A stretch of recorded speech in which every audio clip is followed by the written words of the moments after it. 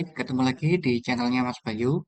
Kali ini aku mau bahas mengenai panel sinkron ya. Jadi panel sinkron itu adalah panel yang digunakan untuk mensinkronkan dua generator atau mensinkronkan generator dengan sistem ya.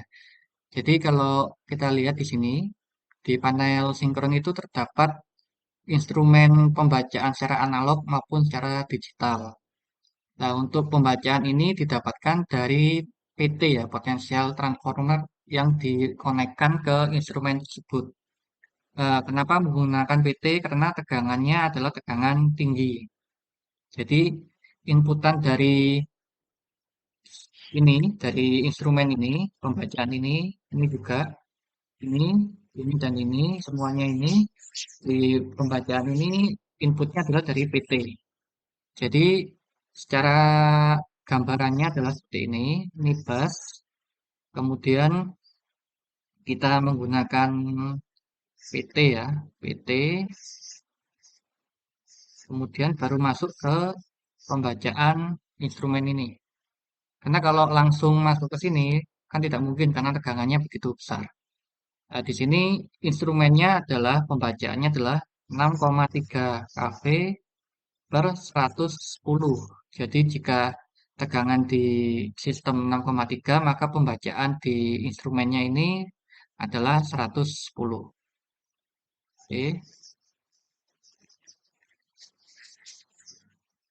dan kita zoom. Nah, kalau kita zoom terlihat bahwa terdapat pembacaan frekuensi. Ini adalah pembacaan untuk tegangan dan ini adalah sinkronoskop ya. Yang ini pembacaan secara analog. Dan analog itu lebih susah dibaca karena kita harus me, apa ya, memastikan jarumnya ataupun memastikan eh, denyutan frekuensinya. Sedangkan paling gampang itu kita menggunakan pembacaan secara digital ya. Ini adalah pembacaan frekuensi secara digital dan ini adalah pembacaan tegangan secara digital. Lebih mudah dibaca karena kita langsung melihat angkanya. Nah, kenapa kok ada dua? Ada dua karena jika kita ingin menyinkronkan sebuah sistem atau sebuah generator, maka ada beberapa parameter yang harus dibandingkan, yaitu pertama tegangan, kemudian adalah frekuensi, kemudian ada urutan fasa dan sudut fasa. Di sini terlihat bahwa ada tegangan atau frekuensi line dan bus, di mana frekuensi line dan bus itu adalah sebagai berikut. Jika kita mempunyai sistem, dan ini adalah sebuah generator yang akan kita sinkronkan, maka yang di atas ini disebut V-bus maupun frekuensi bus. Sedangkan yang di bawah ini, sebelumnya CB masuk, ini menjadi line line voltage ataupun line frekuensi. Jadi di sini nanti ada apa itu PT yang akan dihubungkan ke pembacaan, yang di bawah ini juga ada PT yang akan dihubungkan ke pembacaan. Aktualnya itu seperti ini. Ini adalah tegangan line dan ini adalah tegangan bus. Nah, nanti ketika kita mau sinkron, itu tegangan bus dengan tegangan line harusnya sama ya, tapi biasanya di lapangan itu tegangan lainnya atau tegangan yang akan kita sinkronkan itu lebih tinggi daripada tegangan yang ada di bus. Kemudian untuk frekuensinya itu yang di line ini harusnya lebih tinggi daripada frekuensi yang ada di bus. Kenapa kok harus lebih tinggi? Karena diharapkan ketika nanti sinkron, generatornya tidak mengalami reverse power.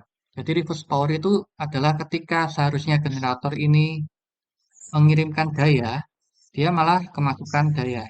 Dan ini sangat berbahaya bagi generator. Kenapa berbahaya?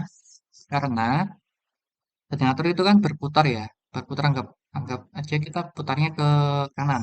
Ini berputar ya. Tapi begitu kena reverse power, maka kan ada generator, ada daya yang masuk sehingga generator itu berubah menjadi motor dan ini putarnya kebalik. Dan ini berlawanan dengan putaran rotor atau berlawanan dengan putaran penggerak pada prime mover pada generator ya. Dan itu mengakibatkan kerusakan yang parah jika terjadi seperti itu. Bisa juga rotornya bending dan itu sangat tidak diharapkan. Makanya di generator atau proteksi reverse power. Oke, jadi itu sudah jelas ya untuk mengenai pembacaan yang ada di sini. Kemudian kita coba turun ke bawah, turun ke bawah. Di sini dapat selector switch ya. Jadi selector switch ini bisa berfungsi secara manual ataupun auto. Kalau ingin gampang ya kita posisikan ke auto saja. Auto nanti berarti untuk tegangan dan frekuensinya dia adjust sendiri ya, sesuai dengan syarat-syarat sinkron.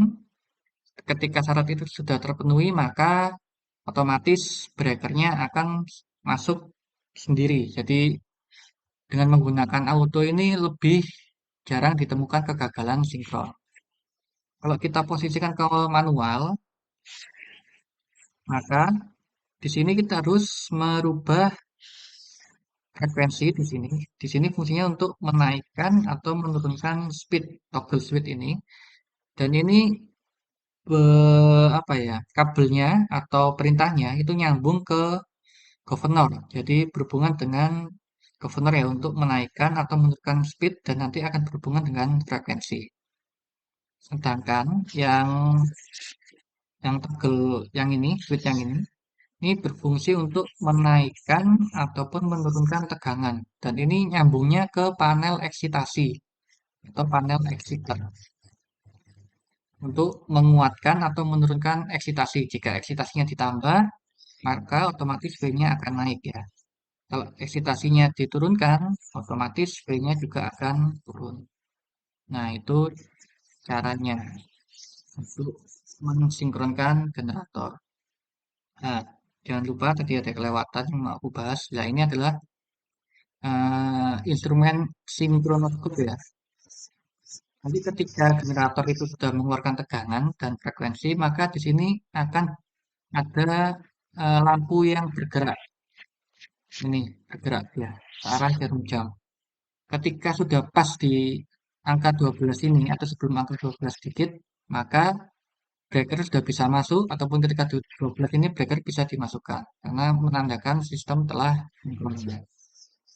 Jika putarannya berbalik seperti ini ke arah lawan arah jarum jam, berarti speednya perlu ditambah atau putaran eh, generatornya harus dinaikkan agar dia mengarah ke arah jarum jam. Jadi jika sudah pas di angka 12 atau di titik ini, breakernya plus nya bisa diperintahkan untuk on. Atau kalau gambarnya adalah ini ketika open dia akan on seperti ini ya, masuk masuk seperti ini generator. Maka tegangan bus dengan tegangan V-line ini sudah sinkron, sudah satu fasa. Jadi bisa dikatakan generator ini sudah sinkron dengan sistem dan mengirimkan daya ke sistem. Nah, demikian teman-teman penjelasan mengenai panel sinkron. Jangan lupa ya untuk share, komen, like, dan subscribe. Nanti kedepannya aku buatkan mengenai video untuk simulasi sinkron generator ya. Baik, sekian dulu hari ini. Terima kasih.